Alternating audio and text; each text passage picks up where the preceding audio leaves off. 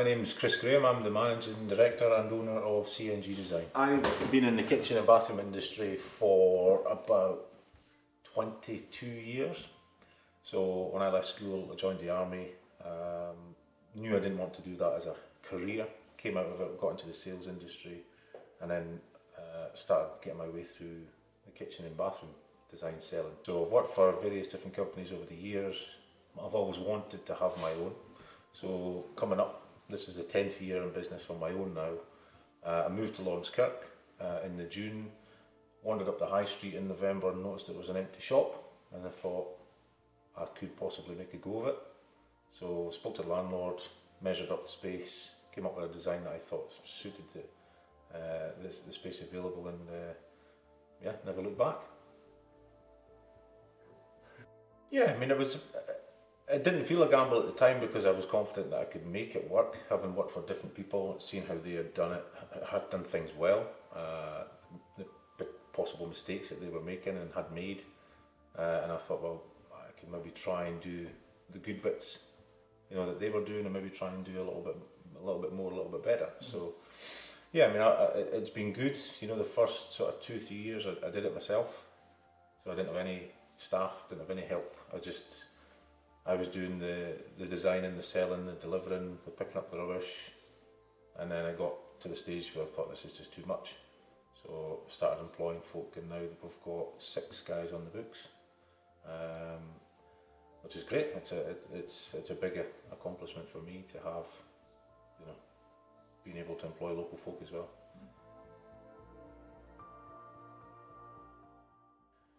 It's always been on my mind, especially since coming out of COVID, that we had kind of outgrown the small space we were in.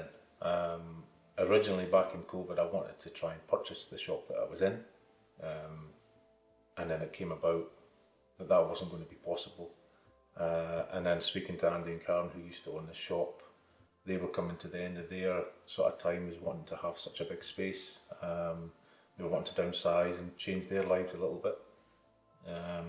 So yeah, we managed to be good in a good enough position that we had the funds to do the deposit to buy the place, and to have a shop that's probably 8 times bigger than the one we had was a huge excitement for us.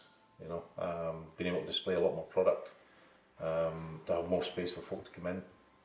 It was really small up the road, so the only people that came in was because they had to come in, because they wanted to make an appointment or such like, where people now just wander in because they want to be nosy and just have a look at what we've done, which is great. So yeah, I'm really chuffed we've made the move. It's been a stressful move, don't get me wrong. The way the energy prices and things are at the moment, it's been a big culture shock that way, but it's all worth it.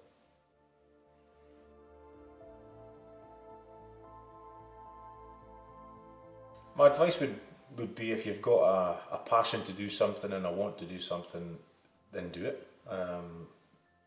But especially just now, research is key, I think. I think it's easy to start a business, but it's very difficult to maintain one.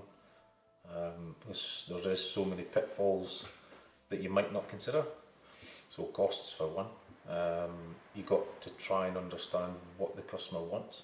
Is there a need for the product that you want to sell? Because if there is, then great, you're on a good start. Whereas, you could think of a good idea, what you think is a good idea, but there might just not be that want for it in the village or town where you're at.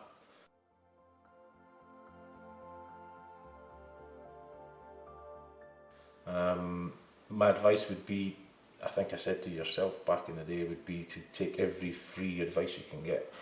So the government gateway, the business gateway was great for me. I think I said to you, if you learn one thing from each meeting that you go to me it was worth it. You're giving up an hour and a half of your time, but if you learn one thing that you didn't know that could take you forward and do you well, then it's worth it. Pressure or any negativity that you might have felt or might have been spoken to you, I took it personal, which you can't do. You're running a business, so if someone's got an issue with the business, or an issue with something that the business has done, or whatever the case may be, it's to do with the business, it's not to do with your individual.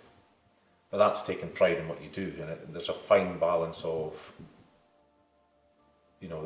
not being bothered about it, and then there's a fine balance about caring about it too much. So yeah, I would. It's a learning curve, put it that way.